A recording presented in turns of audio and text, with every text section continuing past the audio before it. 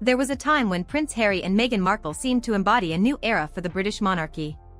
They were young, globally recognized, and determined to shape their own future beyond palace walls.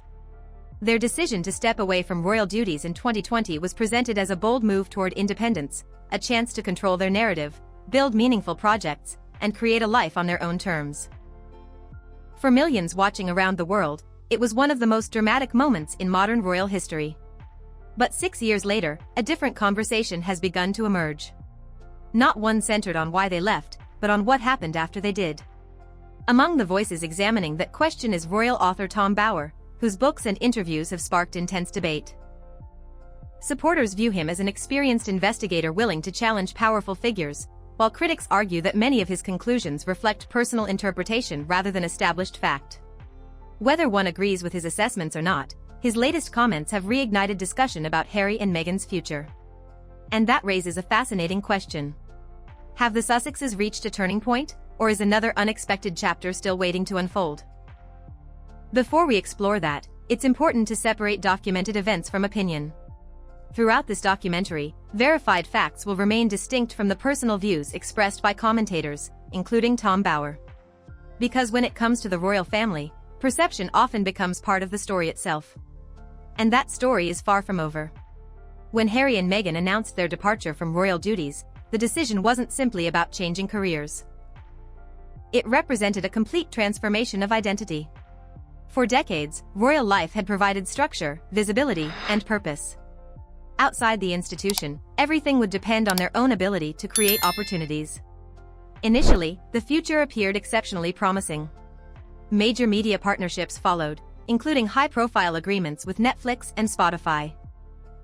Their interview with Oprah Winfrey became one of the most discussed television events in recent history, while Harry's memoir Spare dominated bestseller lists across the world. By many traditional measures, the couple had succeeded in commanding global attention.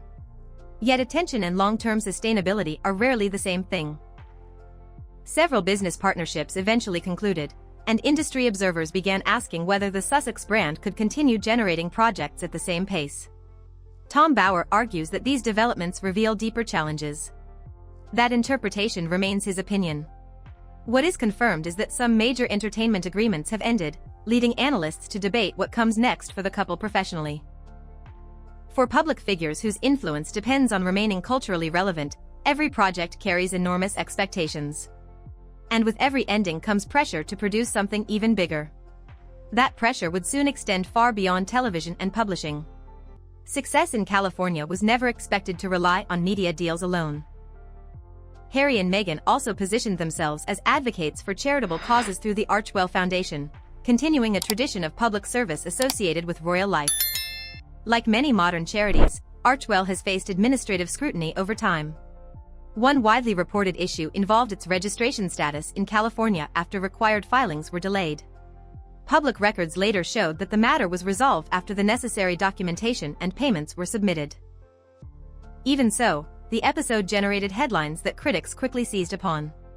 Tom Bower has argued that such controversies have affected public confidence. Others disagree, pointing out that administrative filing issues are not uncommon among non-profit organizations. The truth likely lies somewhere between perception and paperwork. In today's media environment, even temporary administrative setbacks can evolve into lasting narratives. And for internationally recognized public figures, headlines often travel much faster than corrections. Meanwhile, another challenge was quietly beginning to attract attention. Money. Not necessarily because of confirmed financial distress, but because maintaining a global profile comes with extraordinary costs. Security. Travel. Staff. Property maintenance. Professional teams. All of it requires substantial resources. Speculation about the couple's finances has become increasingly common, although no verified public evidence confirms many of the more dramatic claims circulating online. What remains clear is that sustaining a global brand demands continuous success. And success in Hollywood rarely lasts forever without reinvention. The question was no longer whether Harry and Meghan could attract attention. It was whether they could evolve beyond the story that first made them famous. For Prince Harry personally, another complicated chapter has unfolded inside courtrooms rather than television studios. Over recent years, he has pursued several legal actions involving British newspapers and security arrangements. Some cases have resulted in victories. Others have not. Each ruling has carried financial consequences and generated widespread media coverage.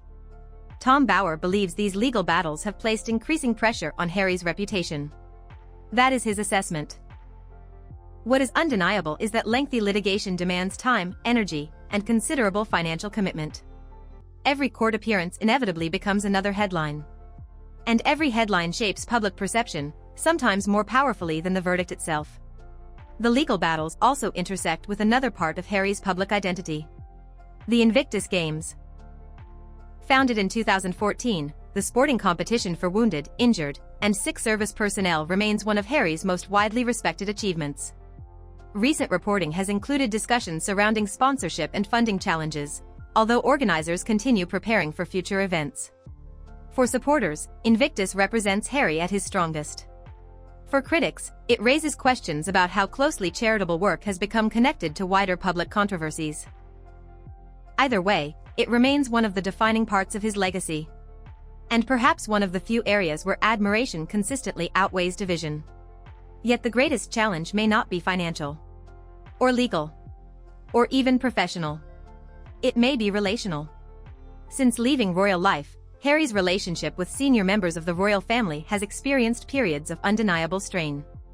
Public interviews, documentary series, a best-selling memoir. Each revealed deeply personal experiences that resonated with some audiences while unsettling others. Royal commentators remain divided over whether reconciliation is likely. Tom Bower argues that rebuilding trust has become extraordinarily difficult. Others believe that time and changing circumstances could eventually soften old divisions. History offers examples supporting both possibilities. Royal families have survived disagreements before. But modern disagreements unfold under the relentless spotlight of global media. Every silence becomes interpreted. Every appearance becomes analyzed. Every photograph becomes evidence for competing narratives. Interestingly, many commentators have noticed a shift in palace communications.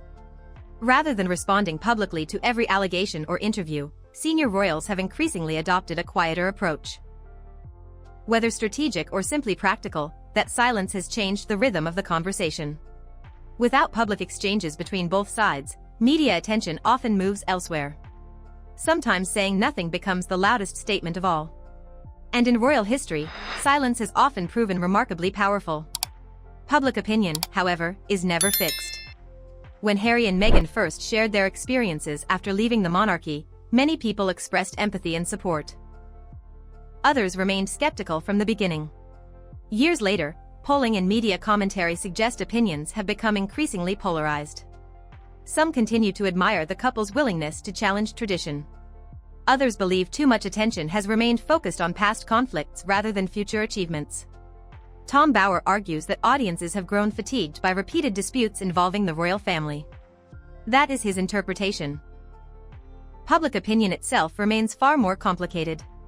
What seems undeniable is that audiences are increasingly interested in what comes next rather than what happened before. Reputation is rarely built on one interview.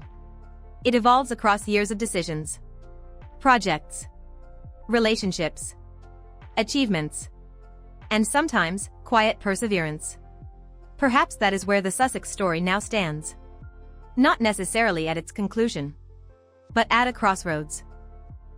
Because history has shown that public figures often experience multiple reinventions. Some fade. Some recover. Others surprise everyone. Whether Prince Harry and Meghan Markle will redefine their public roles, rebuild damaged relationships, or continue pursuing an entirely independent path remains impossible to know. What is certain is that their story continues to captivate audiences precisely because its ending has not yet been written. And in the world of royalty, the most significant chapter is often the one no one sees coming.